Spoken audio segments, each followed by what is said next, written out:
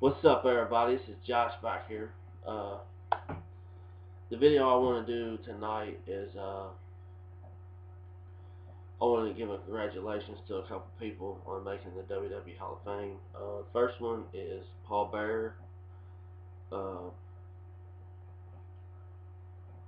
let's speak on Paul Bearer. We kind of knew he was going into the WWE Hall of Fame this year, last year, if that makes sense, after he passed away. Um,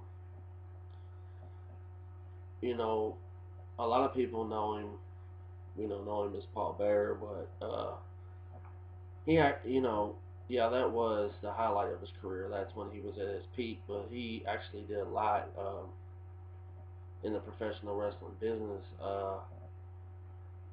He actually got in the business. He was about 19, I guess. He was a ringside photographer. Is how he got into the business. And then 1979, I believe it was, he debuted as Percy Pringle, and he was in the independents in the southeastern states. Uh, he worked. He worked for the NWA. He worked for World Class Championship Wrestling. Um, he's managed pretty much everybody in the business. You know, he managed Rick Rude. He managed Rick Rude. Of course, he managed Undertaker when he was Mean Mark before he was ever Undertaker. He's managed Kane, Mankind, Vader, the Executioner, who was Terry Gordy. Fuck, who else did he manage? I think he had some. He had a stint with Luger's early career, and the Ultimate Warrior, before they were ever big.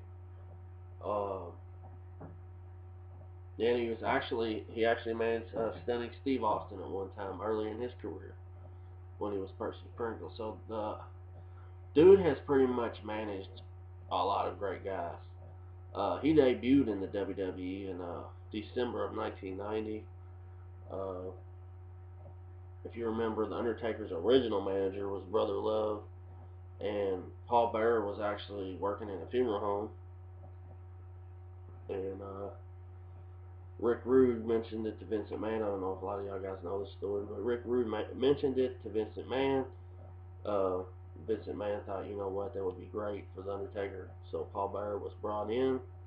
Uh, and the rest is history. I mean, uh, there's only one Paul Bearer. You know, when you hear that voice, you know whose voice it is. You know, and I thought his character, the Undertaker's always been great, but Paul Bearer, you know, he made it mix. He made it great, like a peanut butter and jelly sandwich. You know what I mean? Uh, you can't have one without the other. If that makes sense. Um, Paul Bearer had a brief stint in TNA. I don't know if a lot of y'all remember this, but in 2002, late 2002, 2003, wasn't that long. Uh, really, it don't matter. But I'm just saying, he was in TNA. If you ever go have a chance to go see any of his Ring of Honor shoot interviews with Jim Cornette, they're classic. They're really good stuff. Go check that out. Um, After that, he returned to the WWE. We would see him here and there, you know. And then last year, of course, everybody knows the dude passed away. But I think Paul Bearer is definitely one of the top 5 managers of all time. Uh, I put Bobby Heenan, the Grand Wizard. You know, there's a couple other man. It don't matter. I just say he's a top 5 manager. But I'm really happy to see him go to the WWE Hall of Fame. Uh, I think it's well deserved. Now, Undertaker, in my mind, has to induct this dude, but I've been hearing rumors late that it may be Kane or Mick Foley, but in my mind, it's got to be Undertaker. Uh, but yeah, congratulations to Paul Bearer. The second guy that we're going to talk about tonight is another great legend. well deserving of the WWE Hall of Fame. I think a lot of people have been knocking the pick, but I can't knock it. Is Carlos Colon. Um, man, this dude is an icon in Puerto Rico. Uh, a lot of you younger fans don't know nothing about him, but if you don't, he's related to Carlito, Epico and Primo. He comes from a wrestling family. He was really the first one to make that big boom in Puerto Rico. Uh, and what he would also do is he would invite legends from the United States to come down and wrestle in Puerto Rico, to draw. Like Ric Flair, Macho Man, uh, Abdullah the Butcher, Bruiser Brody, who died there. And a lot of guys were scared to go to Puerto Rico. Uh, Carlos Colon is definite legend, definitely deserving to go into the WWE Hall of Fame. He held the WWC Heavyweight Championship a remarkable 26 times. Um, he actually beat Ric Flair for the NWA title, uh, but it wasn't on TV. And they took the title away from him, and Ric Flair claims that this match never happened. I guess I'm not going there. But anyway, yeah, mad props to Carlos Colon for getting into the WWE Hall of Fame, well deserving. Hopefully we'll get another WWE person in the Hall of Fame, maybe two more. I think they should go big since it's the 30th anniversary of WrestleMania. Um,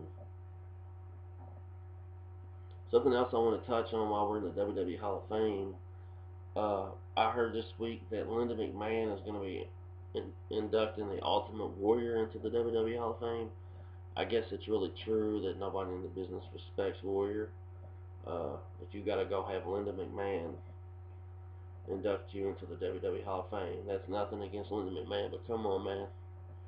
You going into the WWE Hall of Fame? Don't you want to have one of your boys induct you at the highlight of your career?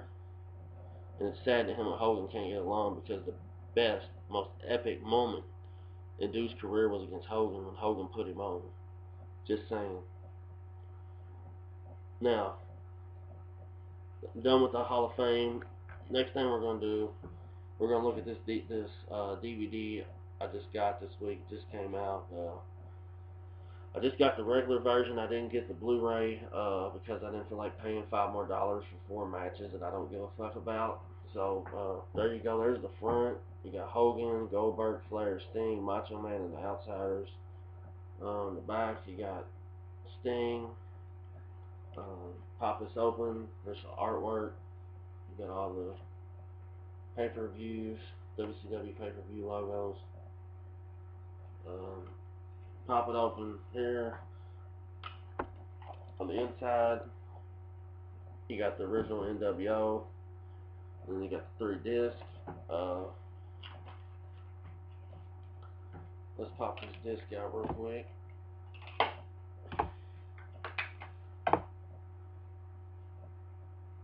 Disc 1 is from the Chi-Town Rumble. It's Ric Flair and Ricky Steamboat. Disc 2 is Super Brawl. It is Flying Brian Pillman and Juicing Thunder Liger. And third, from Halloween Havoc, we have Goldberg and DDP.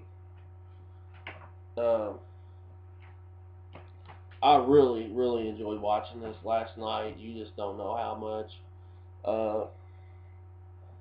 Disc 1, we go to Starrcade 87. We have Ronnie Garvin and Ric Flair. Fucking classic, just classic old school NWA wrestling. Match 2, we have the Great American Bash from 88. Barry Windham and Dusty Rhodes.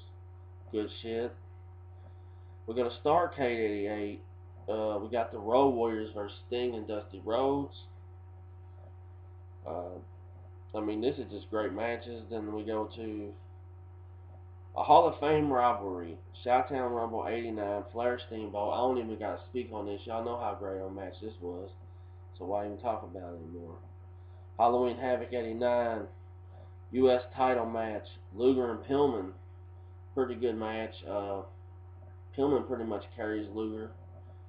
I'll get back to Luger here shortly. Great American Bash 90 World Heavyweight Championship match. Ric Flair vs. Sting has Ole Anderson handcuffed to El Gigante. Have dudes with attitudes. JYD, Orndorff, and the Steiners. Ringside, the Horsemen try to come down. It don't work. Sting gets chopped to death. I mean, dude is like black and blue. He looks like a beaten stepchild. Sting comes through and wins the World Heavyweight title. That ends disc 1. Then we go to disc 2. Now this is when I really started getting into it, man. I mean, I couldn't stop watching. It was so good. It was fun. I was laughing. We go to the steel cage match for the World Heavyweight Championship, Great American Bash 91, Luger and Wyndham. Unbelievable match. At the end of this match, this is of course where Mr. Hughes and Harley Race joined with Luger and they beat Wyndham. Awesome match. Juice and Liger versus Pillman. Just awesome, technically sound match. Really liked it. Go to War Games. Sting's Crew versus Dangerous Alliance. This is on the War Games DVD, so I don't have to speak on that. We have Halloween Havoc, October '93. Vader and Cactus Jack. This is the infamous, match of stiffness, if you know what I mean. They really get down, and I'm not meaning that in a sexual way. They really go stiff here, guys. And I mean, I know it sounds really nasty, but like Mick Foley about gets his fucking ribs broke, and Vader's fat ass lands on him. Check it out. Bash at the Beach '94. We got Stunner Steve Austin and Steamboat. This is one of Steamboat's last matches. It's very good, very classic shit. And then we have career versus career steel cage match for the World Heavyweight title. Special Enforcer Mr. T. Hulk Hogan and Ric Flair. Another classic confrontation from them two. Then we move on to disc 3, y'all. We have Bash at the Beach. Now this is, if y'all remember this match, this was the match that started it all. It changed wrestling forever. The heel turn of Hogan, the NWO. We have the Outsiders versus Sting, Luger, and Macho Man. I don't have to go over that. We have a no disqualification match at Spring Stampede '97. DDP and Macho Man. Yeah, love Macho Man. Then we have Mass versus Cruiserweight title, Eddie Guerrero and Rey Mysterio. Man, there were some spots in this match. I just really forgot how gifted Rey Mysterio Jr. used to be. He's just amazing talent. Then we have Slamboree '98. Special guest Roddy Piper. Special guest referee is Roddy Piper, Macho Man, and Bret Hart. This is a fucking classic, and I love it. Hogan gets involved. Elizabeth gets involved. Bret Hart ends up winning. Really good match. Cruiserweight Championship match. Special guest referee Dean Malenko. This is from Sturgis. Roll Wild. Chris Jericho versus Juventud Guerrero. Juventud wins the Cruiserweight title. Halloween Havoc '98. Goldberg and DDP. This match was on the Goldberg DVD. It's a pretty good match. Not bad. Not bad match. We have Bash at the Beach 2000. Jeff Jarrett, Booker T. So-so match. This is when Booker T wins the world title. I just was never a real big Jeff Jarrett fan, man. That's just it, Starrcade 2000 ladder match for the Cruiserweight title. 3 count versus JB Noble and Evan Courageous versus the Young Dragons. Pretty good match, they're all high flyers, good stuff.